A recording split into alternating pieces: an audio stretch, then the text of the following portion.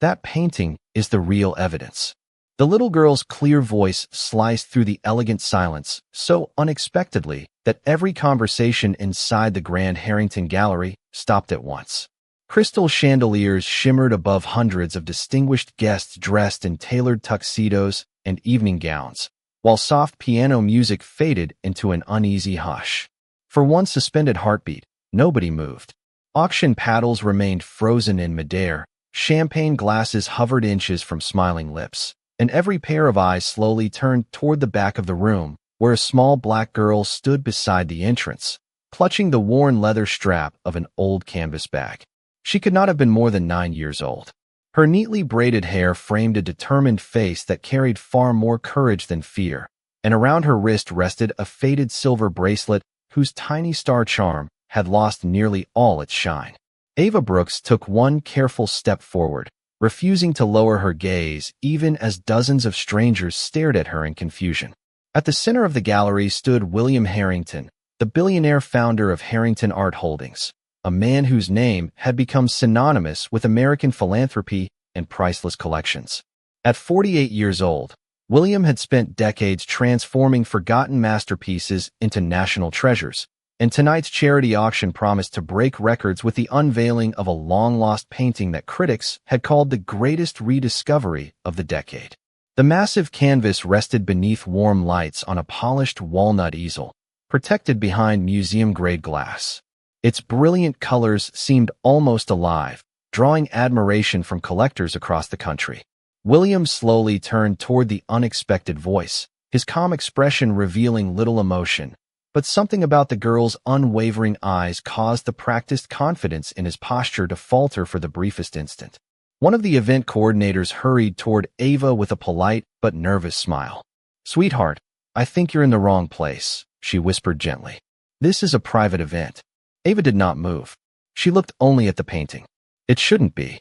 "Sold," she answered softly. "It's not just a painting." Murmurs rippled across the room. Some guests exchanged puzzled glances while others assumed the child had wandered in by mistake. William raised one hand, signaling everyone to remain calm. His voice remained measured, the same composed tone that had reassured investors during billion-dollar negotiations. "Young lady," he said, "why do you believe this painting shouldn't be auctioned?" Ava inhaled slowly before answering. "Because it's evidence." The word landed with unexpected weight. Even those standing near the buffet tables leaned closer, curiosity replacing amusement. William studied her face carefully. Children sometimes visited his galleries during educational programs, and he had learned to answer their questions with patience. Yet this moment felt strangely different. There was no panic in Ava's voice, no attempt to attract attention, only quiet certainty. "Evidence of what?" William asked. Ava's eyes never left the artwork. "A family secret." Another silence settled over the gallery, deeper than before.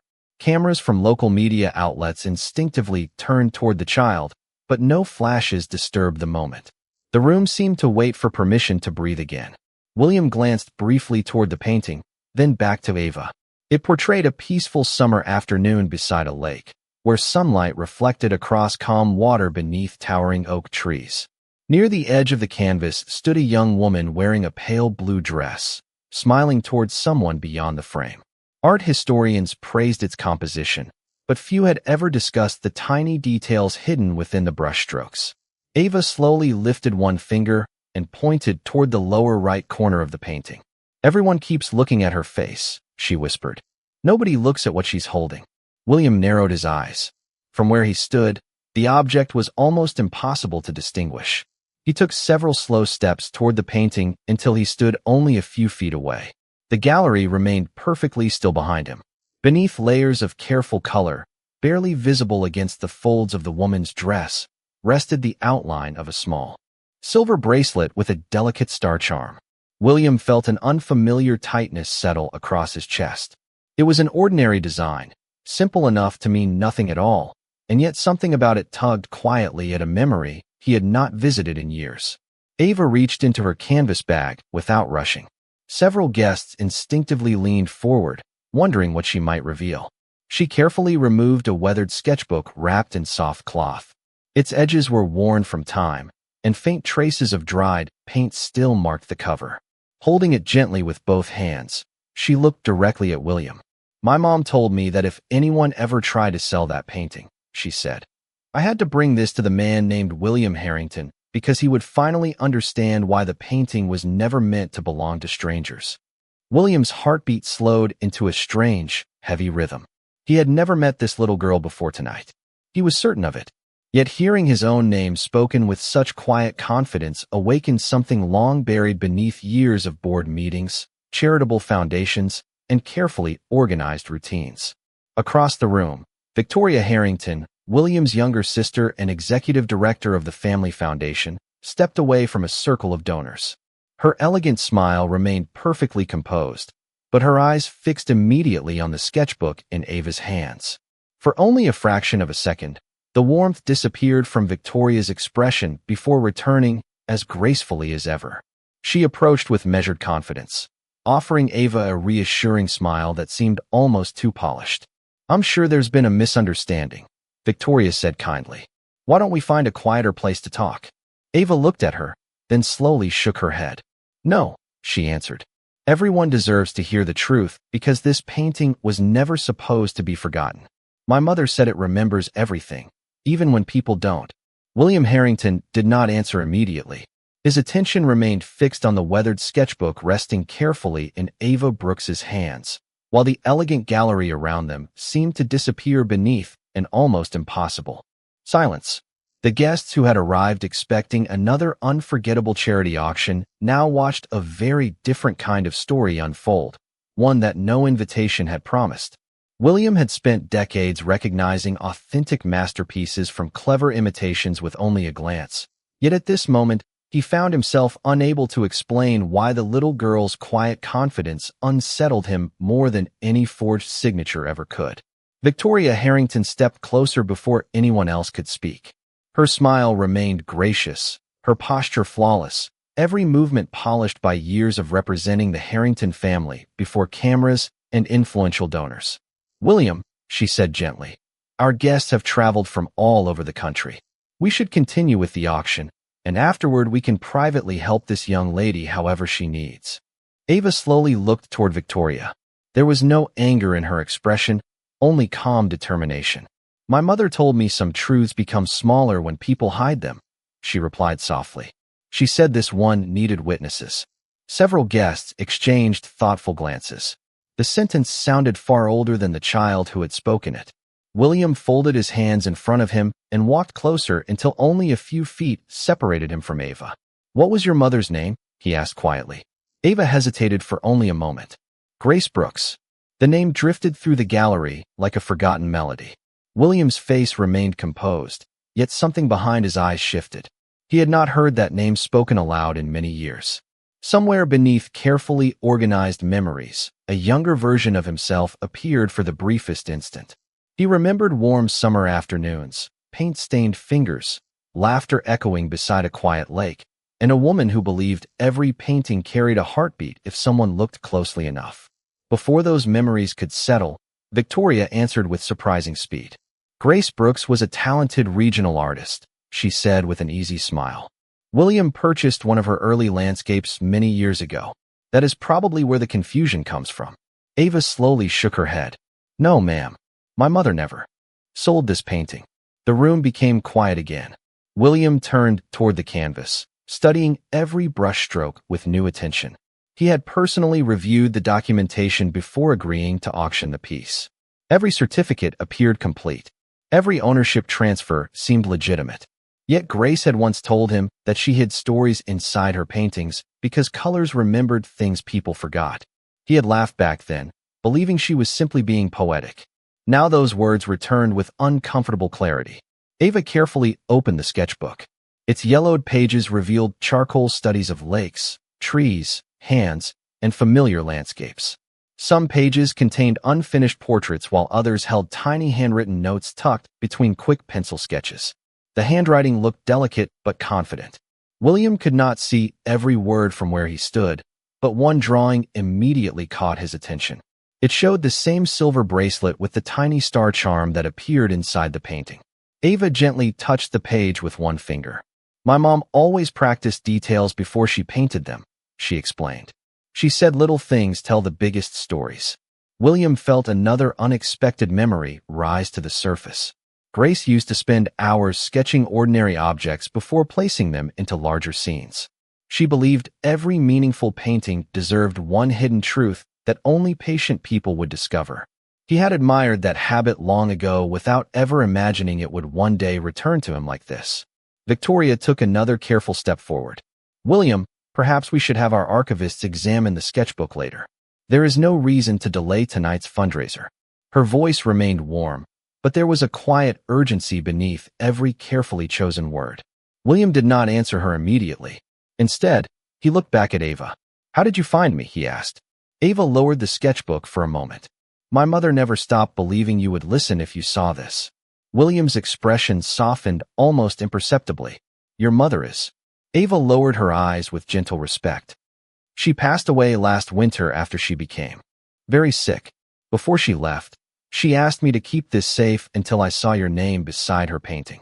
The gallery filled with compassionate silence. No one reached for an auction paddle anymore. Even the musicians had quietly lowered their hands from the piano keys. William glanced once more toward the painting and then toward the little bracelet around Ava's wrist. The tiny silver star reflected the gallery lights with the same soft glow as the bracelet hidden inside the artwork. It could have been coincidence. It could have been nothing more than a familiar design. Yet the growing weight in his heart refused to accept such an easy explanation. Across the room, Victoria briefly tightened her clasp around the event program before relaxing her hands again. Almost no one noticed the movement, but William did. His sister rarely betrayed emotion in public, and tonight she seemed unusually eager to move the evening forward. Ava carefully closed the sketchbook and hugged it against her chest. "There is something else inside," she said quietly. "My mother told me not to open it until the painting was found. She said only you would understand why she hid it there." William looked into the little girl's steady brown eyes, and, for the first time that evening, the billionaire who had built an empire through certainty realized he was standing at the edge of a mystery that had been waiting for him for nearly a decade. William reached toward the sketchbook with unusual care, almost as though he feared that one careless movement might cause the fragile pages to disappear along with the memories they carried. Ava waited patiently before placing it into his hands. The leather cover felt softened by years of use, its edges rounded from being opened countless times. A faint scent of old paper and dried linseed oil drifted upward, instantly transporting William back to a small lakeside studio where sunlight once poured through wide windows onto unfinished canvases. Grace had always insisted that every artist left fingerprints on more than paint. She believed memories settled quietly inside paper, brushes, and even empty frames. As William slowly turned another page, the gallery remained completely silent. The collectors, reporters, and museum directors who had gathered to witness the unveiling of an extraordinary painting now found themselves witnessing something far more personal. No one reached for a phone. No one whispered.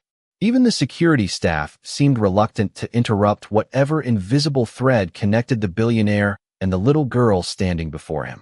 The next pages revealed studies of flowers, old fences, tree branches, and dozens of tiny observations from ordinary life. Grace had filled the margins with brief handwritten reflections.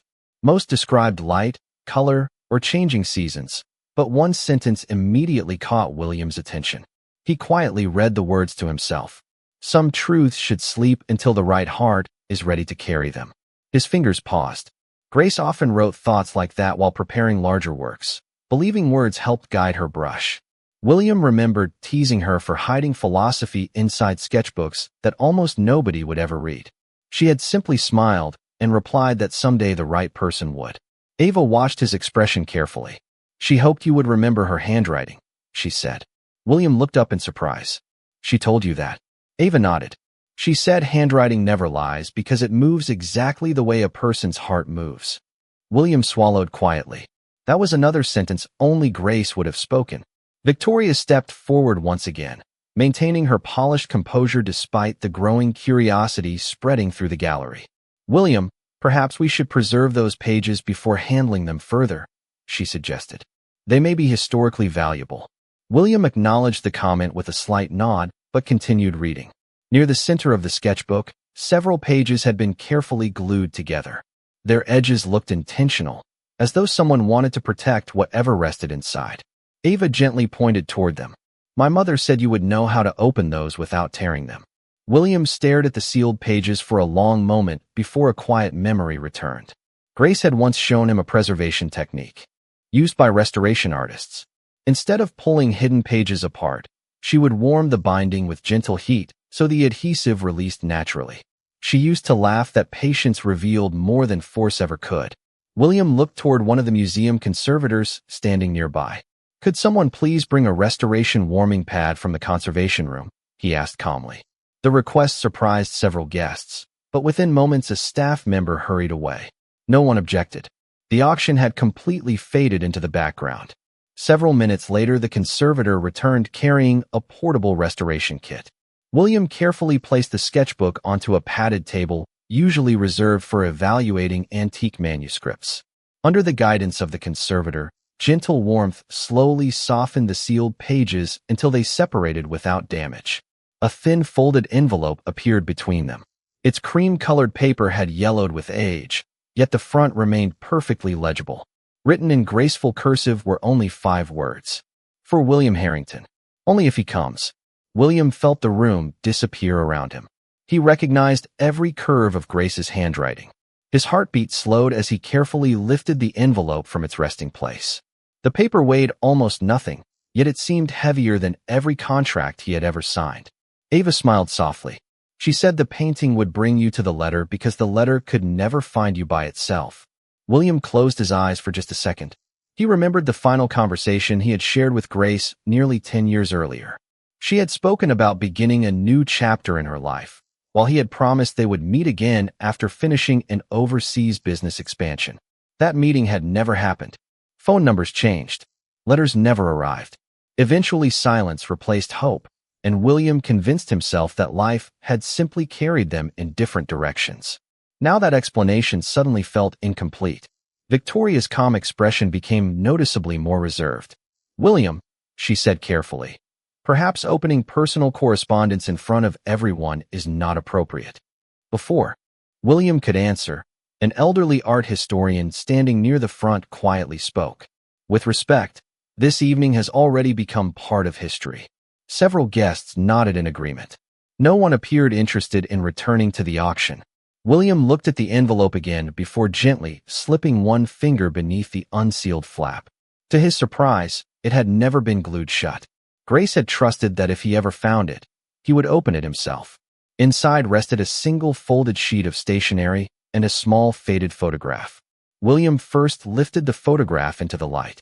It showed Grace standing beside the nearly completed painting years earlier, smiling exactly as he remembered her. Around her wrist rested the familiar silver bracelet with the tiny star charm. Standing beside her was another figure whose face had been hidden behind the edge of the unfinished canvas. William's breath caught. Whoever had taken the photograph had captured far more than an artist at work. They had captured the beginning of a story that was only now preparing to reveal itself. William held the faded photograph beneath the warm gallery lights for several long seconds without speaking. Every detail seemed to sharpen the longer he looked. Grace stood beside the unfinished canvas wearing the same gentle smile that had once made every ordinary afternoon feel unforgettable. The silver bracelet with its tiny star charm rested on her wrist exactly as Ava had described, but it was the shadowed figure beside the painting that captured William's full attention. Although the person's face remained hidden behind the edge of the canvas, one hand rested gently against the wooden frame. On the ring finger gleamed a simple platinum band engraved with a narrow blue line. William quietly lowered the photograph and instinctively looked at his own right hand. He no longer wore the ring, but he remembered it perfectly. Years ago, Grace had given him that modest band as a promise that meaningful things never needed to be expensive to last forever. He had stored it safely after their lives unexpectedly drifted apart, believing it belonged to a chapter that had quietly ended. Ava noticed the change in his expression. "You remember it," she said softly. William nodded almost imperceptibly. "Yes," he answered. "I remember." Around them, The gallery remained wrapped in respectful silence. No one seemed interested in interrupting the moment. Victoria Harrington stepped closer, maintaining the same graceful composure she had displayed throughout the evening. "William," she said gently, "old photographs often create misunderstandings. Memory can be complicated." William slowly turned toward his sister. "Do you remember Grace?" he asked. Victoria smiled politely. "Of course. She was talented and kind. It has been many years." "Did you ever hear from her after she left Boston?" William continued. Victoria answered without hesitation. "No. I assumed she wanted a different life." Her response sounded calm, yet Ava quietly studied her face. The little girl had spent years learning how her mother observed people while painting portraits. Grace often explained that truth lived inside the pauses between words. Ava noticed one now. Victoria's smile appeared first. Her answer arrived a heartbeat later. It was a tiny delay that almost nobody else would have recognized. William noticed it too. He carefully unfolded the letter but stopped before reading it aloud. Instead, he looked directly at Victoria. "Did any letters from Grace ever arrive at my office?" Victoria's expression remained warm. "Not that I recall." William lowered his eyes to the envelope again. "Did any arrive at the family estate?" "William," Victoria replied gently, "that was nearly a decade ago. I honestly cannot remember every piece of correspondence." The answer sounded reasonable. Even so, something about it failed to quiet the growing questions in William's mind. Ava hugged the sketchbook against her chest. "My mother wrote more than once," she said. "She told me she kept writing because she believed good people deserved every chance to know the truth." William slowly lifted his head. "She told you that?" Ava nodded. "She said sometimes silence is not chosen. Sometimes silence is delivered by someone else." Those words lingered over the room like an echo. Several guests exchanged thoughtful glances, sensing that the evening had moved far beyond the discovery of an old painting. William carefully unfolded the letter. The cream-colored stationery revealed Grace's familiar handwriting, elegant and steady despite the passing years. He read only the opening line before stopping. "Dear William, if you are reading this, then the painting finally found its way back to you, just as I prayed it would." William closed his eyes briefly. The words felt less like ink on paper and more like Grace herself speaking across time. He continued reading silently for another moment until his attention paused on a single sentence halfway down the page. His breathing slowed. Grace had written that she never blamed him for disappearing because she believed he had never received the letter she sent. She hoped that one day the truth would become stronger than the silence between them. William lowered the page and looked toward Victoria once more. "Grace believed someone prevented us from finding each other," he said quietly. Victoria answered with calm confidence. "She may have misunderstood what happened. Pain often changes the way people remember the past." Before William could respond, the museum conservator who had assisted with the sketchbook carefully examined the inside of the envelope. "Mr. Harrington," he said respectfully, "there is something unusual here." Everyone turned toward him. The conservator pointed to the inner flap where faint impressions had become visible beneath the restoration light. The envelope originally contained another folded document. You can still see the pressure marks where it rested for years. Whatever it was, it is no longer inside. William studied the empty space in silence. Grace had carefully hidden the letter inside the sketchbook, yet according to the conservator, another page had once accompanied it. Ava frowned thoughtfully. "My mother always said the most important answer was never written twice." William looked at her. "Did she ever mention another paper?" Ava slowly shook her head. "Only that if the first truth was not enough, the painting itself would show you where to find the second one." William instinctively turned toward the canvas standing beneath the gallery lights. For the first time since the evening began, he was no longer looking at it as a priceless work of art. He was looking at it the way Grace would have wanted him to look, not with the eyes of a collector, but with the heart of someone searching for the piece of a family that had quietly waited inside the colors all along. William walked slowly toward the painting, his footsteps echoing softly across the polished oak floor while every guest watched without daring to interrupt. The charity auction had quietly transformed into something far more meaningful, and even the reporters standing near the entrance lowered their cameras, sensing that the next moments deserved respect rather than headlines. Ava followed a few steps behind, still holding her mother's sketchbook against her chest. She looked at the painting with the familiarity of someone who had grown up seeing it not as an expensive masterpiece, but as a promise waiting to be fulfilled.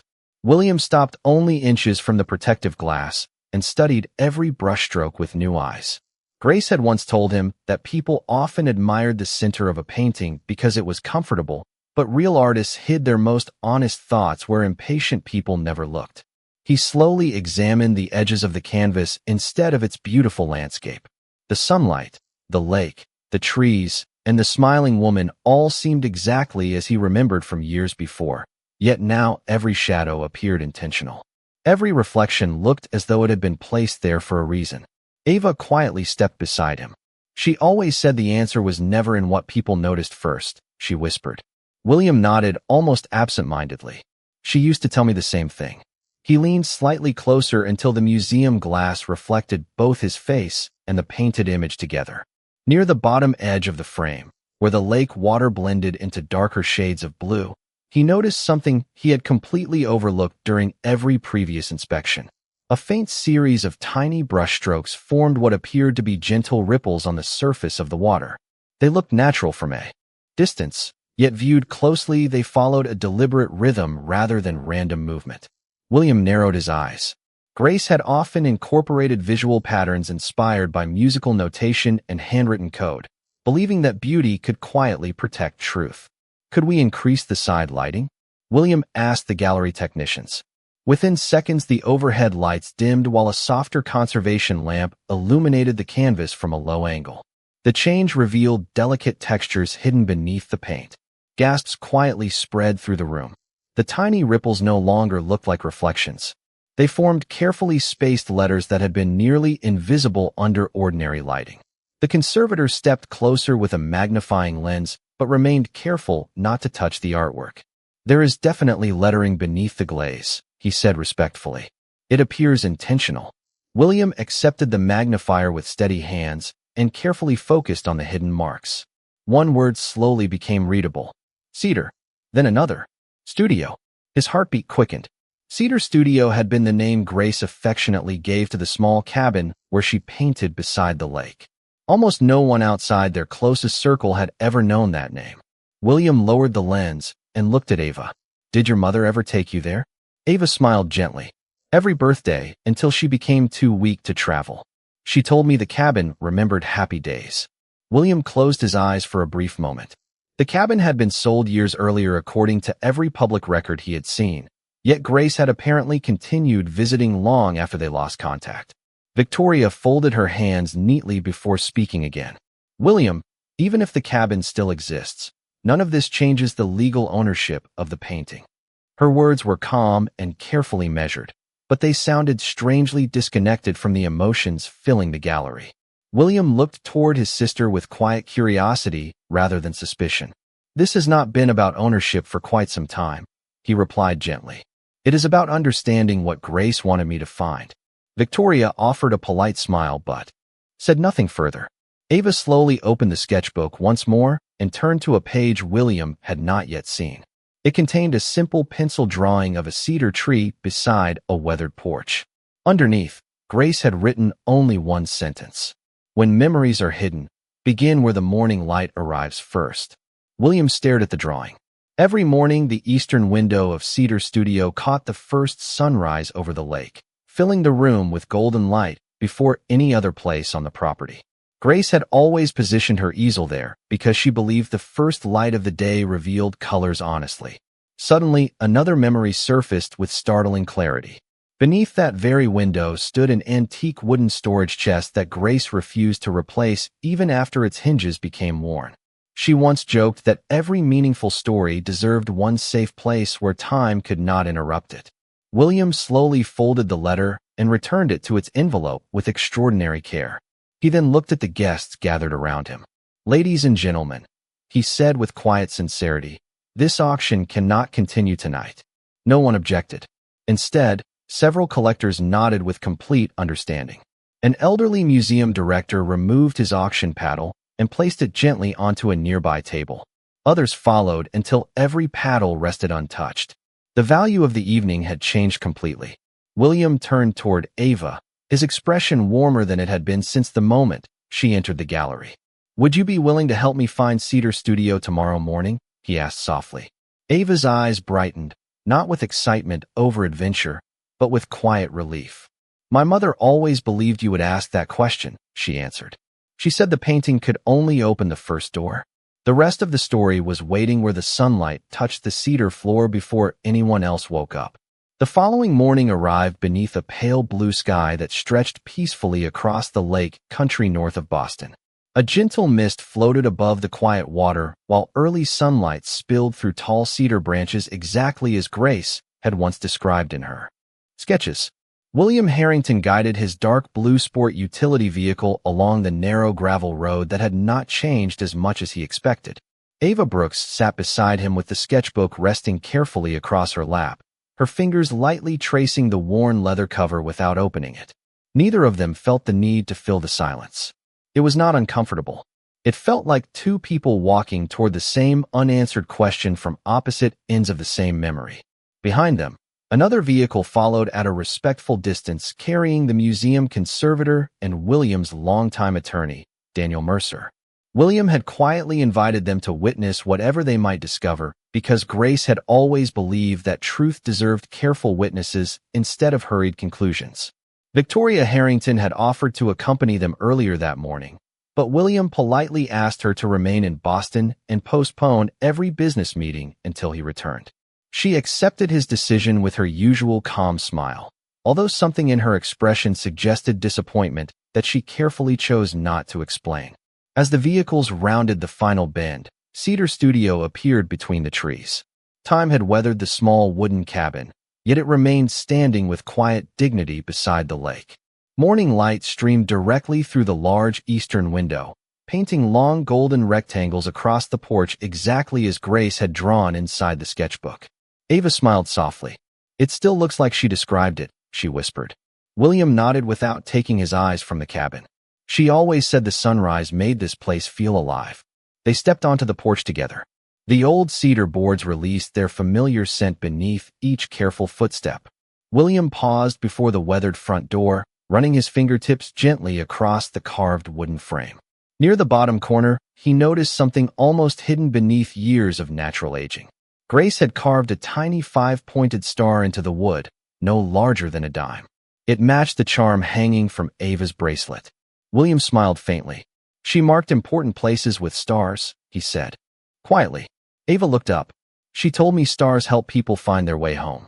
Daniel unlocked the front door using the legal access documents William had arranged before leaving Boston. The hinges opened with a soft creak, revealing a room filled with warm morning light and countless memories preserved beneath a gentle layer of dust. Nothing felt abandoned. Paintbrushes still rested inside ceramic jars.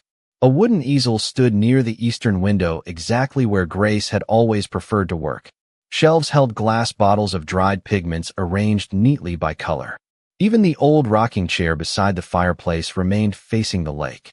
It was as though the room had simply been waiting for someone to return and continue yesterday's conversation.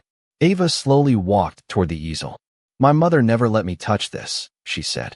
She always smiled and said the easel was still waiting for one more painting.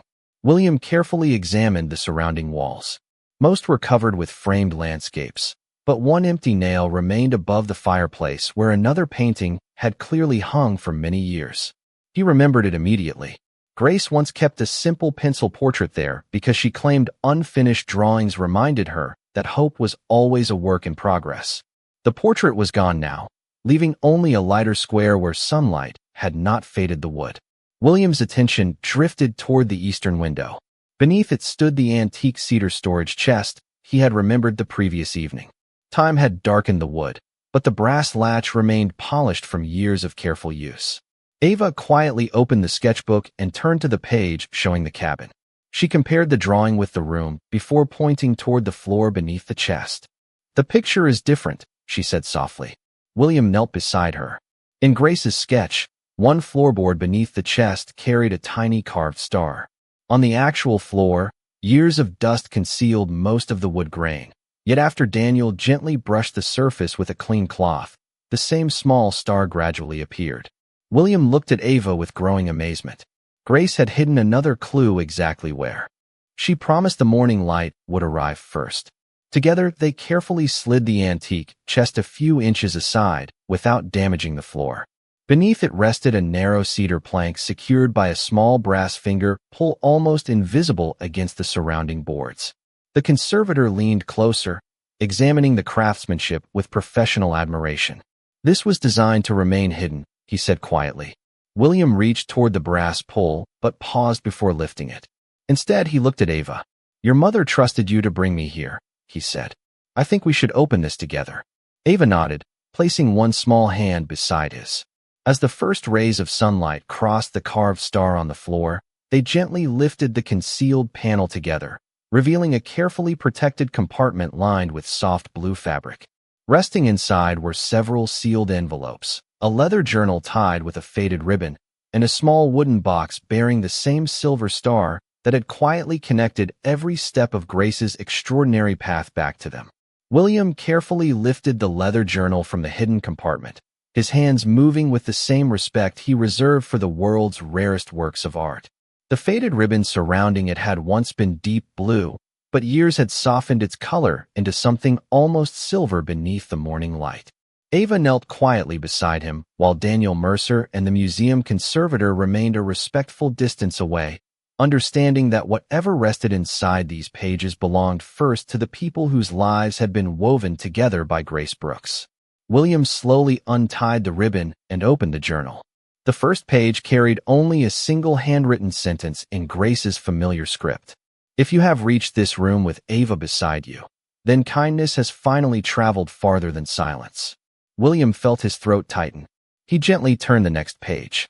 Grace had dated every entry with careful precision, creating not only a diary but a timeline of hope. She wrote about painting through changing seasons, about teaching Ava to notice birds before people, about believing that truth never hurried because it never needed permission to exist. Every page carried warmth rather than bitterness. Even when she described lonely days, she never blamed anyone by name. Instead, she repeatedly expressed confidence that William would someday discover what had happened between them. Ava smiled as she recognized familiar passages. "She used to read some of these to me before bed," she whispered. She always stopped before the last pages. William continued reading until another folded envelope slipped gently from between two journal entries. Unlike the earlier letter, this one carried a different inscription across the front. "Open only after you find the cedar room." William carefully unfolded the paper. Grace's handwriting remained steady and graceful. She explained that after losing contact with William, she continued writing letters whenever Ava reached an important milestone. She described her first day of school, the first painting Ava completed by herself, the afternoon she learned to ride a bicycle along the lake path, and the evenings they spent watching stars appear over the water. Grace admitted that she mailed every letter because she believed one of them would eventually reach him. She also wrote that each unanswered month felt confusing rather than heartbreaking because deep inside, she could not believe William had willingly abandoned them. William lowered the page, closing his eyes briefly. "I never received any of them," he said quietly. Daniel looked thoughtfully at the remaining sealed envelopes resting inside the hidden compartment. Each one bore a different mailing date, stretching across nearly 9 years. None had ever been opened. The attorney examined them carefully before speaking. "These are all addressed to your Boston residence or corporate office," he observed. "The postage is authentic. They entered the postal system at different times." William frowned. "Then how did they all end up back here?" Before anyone answered, Ava reached toward the small wooden box decorated with the silver star. "My mother said this was the last thing," she whispered. William nodded gently. Together, they lifted the lid. Inside rested a bundle of neatly organized postal return slips, secured with a narrow blue ribbon. Every slip displayed one painful phrase stamped across the front. "Delivery refused." William stared silently at the documents. His expression remained calm, yet the color slowly faded from his face. He carefully examined the dates. Several corresponded exactly with periods when he had been living at the addresses listed. Others matched months when he personally worked inside the corporate headquarters nearly every day. There had been no reason for legitimate mail to be refused. Daniel accepted the stack and reviewed each document with increasing concern. "These refusals required authorization," he said carefully. Someone deliberately instructed the mailroom not to accept correspondence from Grace Brooks. The room became completely still. William looked toward the eastern window where sunlight continued filling the cabin with quiet warmth. His thoughts drifted back through years of unanswered questions, canceled hopes, and conversations that had never happened. Grace had not disappeared. She had continued reaching toward him again and again, believing every letter carried another chance to reconnect. Ava gently rested one hand on the journal. "She never wanted me to grow up angry," she said softly. "Every time I asked why you never came, she would smile and say that good people sometimes get separated by choices they never made." William felt tears gather but refused to let sorrow replace gratitude. Grace had protected Ava's heart with compassion instead of resentment. That realization humbled him more deeply than any accusation could have. Daniel carefully organized the returned envelopes beside the journal. "There is enough documentation here to establish a complete chain of events," he said.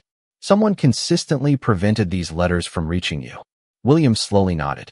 But Grace chose not to write that person's name. Ava looked up at him with the quiet wisdom her mother had nurtured. She said, "If truth is strong enough, it does not need revenge to be believed." William smiled gently despite the emotion filling the room. "That sounds exactly like Grace." The museum conservator carefully examined the inside of the wooden box one final time before pausing. Hidden beneath the velvet lining rested a tiny folded card almost too small to notice. He lifted it carefully and handed it to William. Across the front appeared only 3 handwritten words. "Ask Victoria why." William read the message twice without speaking. The room remained wrapped in peaceful silence, yet everything had changed. For the first time since Ava walked into the gallery carrying her mother's sketchbook, William no longer searched for clues about the past. He finally possessed enough truth to begin asking the one question that could no longer remain unanswered. The moment William read the words on the small folded card, the entire cedar cabin seemed to shift and wait around him. The morning light pouring through the eastern window no longer felt gentle. It felt sharper, as though it had become aware of something hidden for far too long. Ava stood silently beside him, watching his expression change without fully understanding the storm forming behind his calm face. Daniel Mercer stepped closer, reading the message over William's shoulder, then slowly straightened without speaking for several seconds. "Ask Victoria why." Those 3 words carried no explanation, no context, only direction. William lowered the card carefully back into the wooden box, as if even the air around it had become fragile. For the first time since arriving at Cedar Studio, he did not look at the painting, the letters, or even the journal. He looked instead at the open cabin door where sunlight spilled across the porch like a silent invitation to return to unfinished truths. Ava tugged gently at his sleeve. "Does that mean my aunt knows something?" she asked quietly. William did not answer immediately. His thoughts moved backward through years that suddenly no longer felt complete. Every business expansion, every delayed meeting, every missed opportunity to revisit this place now carried a different shape. The silence surrounding Grace's letters was no longer accidental in his mind. It was structured, intentional. William finally exhaled slowly. "It means someone was close enough to stop the truth before it ever reached me," he said. Daniel frowned slightly. "And the only person with consistent access to both your personal residence and corporate correspondence during that time period was Victoria Harrington." The name hung in the air like something too heavy to ignore. Ava looked between them, sensing the shift, but not the full meaning behind it. "She smiled at me yesterday," Ava said softly. William nodded, though his gaze remained distant. "She has always smiled at everyone." He closed the wooden box and gently secured the hidden compartment beneath the floorboards before rising to his feet. The decision forming inside him did not come from anger. It came from clarity. Grace had not been lost.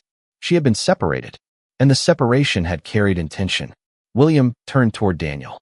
"We are returning to Boston today." Daniel nodded immediately, already understanding that no further discussion was needed. Ava hesitated for only a moment before following William out of the cabin. As they stepped back onto the porch, she glanced once more at the cedar room as if silently thanking it for finally speaking after so many years of quiet. The drive back to Boston passed in near silence. The landscape outside the vehicle shifted from open lake country to highways lined with early afternoon traffic. Inside the car, William sat in the rear seat with Ava beside him, the sketchbook now resting securely between them. Neither of them opened it. The weight of what they had discovered did not require repetition. Daniel drove while occasionally checking information on his tablet, quietly verifying archival records related to mail handling contracts, property access logs, and internal distribution policies tied to Harrington holdings during the relevant years. Each new detail strengthened what the card had already implied. By the time they reached the outskirts of the city, William finally spoke. "I want every record related to correspondence routing at the Boston estate and corporate headquarters between those years reviewed," he said calmly. Daniel nodded. "I will prioritize it immediately." Ava looked out the window at the passing buildings. "Will she tell you the truth?" she asked softly. William considered the question carefully. "People rarely tell the truth all at once," he answered. "But they always show it over time." When they arrived at the Harrington family residence later that afternoon, Victoria was already waiting inside the grand foyer. She stood near the base of the marble staircase wearing the same composed expression William had seen countless times at public events and board meetings. Everything about her posture suggested calm familiarity. Yet the moment her eyes landed on Ava and the sketchbook in William's hand, something almost imperceptible changed in her demeanor. "You returned earlier than expected," Victoria said warmly. William did not respond immediately. Instead, he placed the wooden box gently on the nearby table and turned toward her. The silence that followed was not loud, but it carried undeniable weight. Victoria's smile softened slightly. "Did you find what you were looking for?" she asked. Ava stepped forward before William could answer. "We found everything my mother hid," she said quietly. Victoria's eyes flickered briefly toward the child, then back to William. "Grace was always creative with her storytelling," she replied smoothly. William studied his sister carefully, not searching for emotion, but for consistency. "There is something I need to understand," he said evenly. "Why were letters from Grace Brooks marked as refused delivery at both my residence and office during the years she was writing them?" For the first time since their return, Victoria's expression held a fraction of stillness that did not match her usual composure. The chandelier light above them reflected softly across the polished marble floor as the house fell into a silence that felt very different from the one at the lake. Ava instinctively tightened her grip on the sketchbook. William did not raise his voice. He did not accuse. He simply waited, because for the first time in nearly a decade, the answer no longer belonged to absence. It was finally standing in the same room.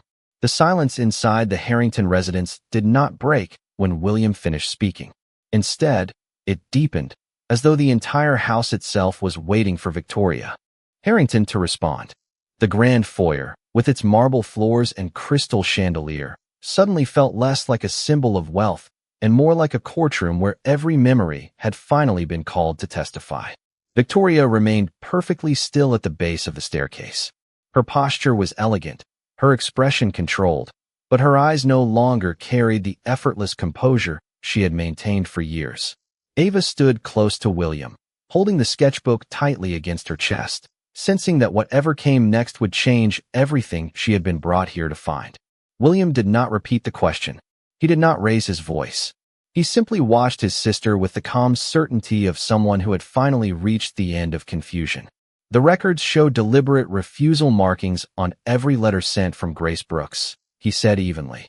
They were not lost. They were rejected at the source. Victoria exhaled softly, almost as if amused by the accusation. "William, old postal systems are not always reliable. You know that. Paperwork gets misfiled. Addresses change."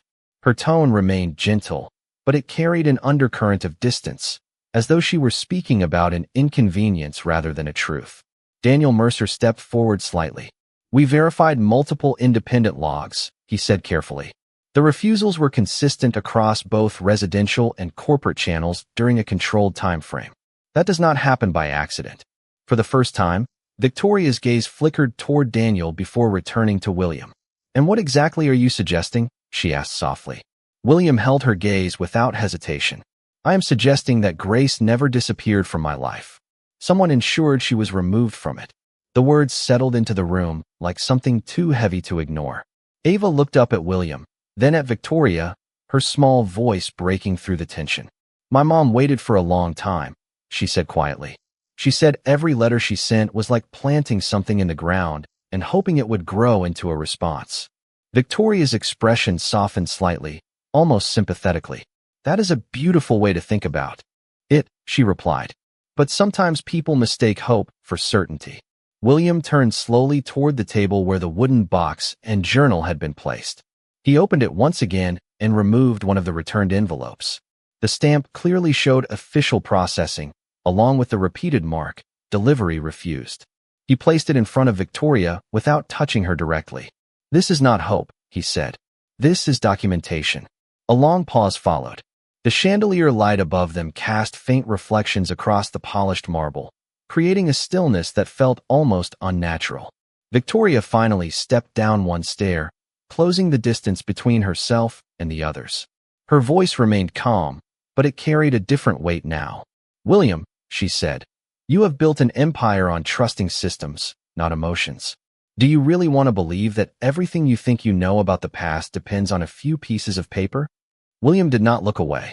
I do not need belief, he replied. I need truth. Ava quietly moved closer to William, as if instinctively aligning herself with the certainty in his voice. Victoria glanced at the child for a brief moment, then back at William. And what if your version of truth destroys things that cannot be repaired? She asked. William's expression did not change. Then it was never stable to begin with. The words landed with quiet finality. Daniel stepped slightly aside, giving space for what felt like an unavoidable shift in the room. Victoria's composed smile faded for the first time. Not completely, but enough to reveal something beneath it that had not been visible before. She slowly walked toward the table, her heels echoing softly against the marble floor. She stopped in front of the sketchbook, looking down at it for several seconds before speaking again. Grace was not forgotten because of me, she said quietly. William's eyes narrowed slightly. Explain that. Victoria lifted her gaze. For the first time, there was no softness in her expression, only control carefully measured against something more fragile beneath it. You were building something that year, she said. A merger that would have required complete public stability. Any disruption in personal narrative would have been exploited by competitors. I intercepted correspondence to protect you from distractions that could have damaged everything you were creating. The words did not arrive with apology. They arrived with justification. Ava blinked slowly, confused by the tone more than the content. William remained still for a long moment. When he finally spoke, his voice was quiet but steady. You decided what I could or could not know about my own life. Victoria met his gaze. I decided what would protect the family. A heavy silence followed. The house that had once represented legacy and unity now felt divided by something far more personal than business or inheritance. William looked at the envelopes once more, then at the sketchbook, then finally at Ava. You did not protect the family, he said calmly. You separated it from its own history. Victoria did not respond immediately. For the first time, her composure faltered just enough to reveal uncertainty. Ava gently placed her hand on William's sleeve. My mother said truth does not disappear when it is hidden, she whispered. It just waits for the right moment to be seen. William looked down at her and nodded. Then that moment is now. He turned back toward Victoria. Not with anger, not with accusation, but with final clarity. We will handle this through proper review, he said. Every record, every communication, every decision will be examined. Victoria's expression tightened slightly, but she said nothing. The chandelier light above them shimmered faintly, reflecting across the stillness that had replaced conversation. Ava held the sketchbook closer, as if it had finally completed its purpose. William stood between the past that had been hidden and the truth that could no longer be delayed. For the first time since Ava entered his world, nothing remained uncertain about what came next.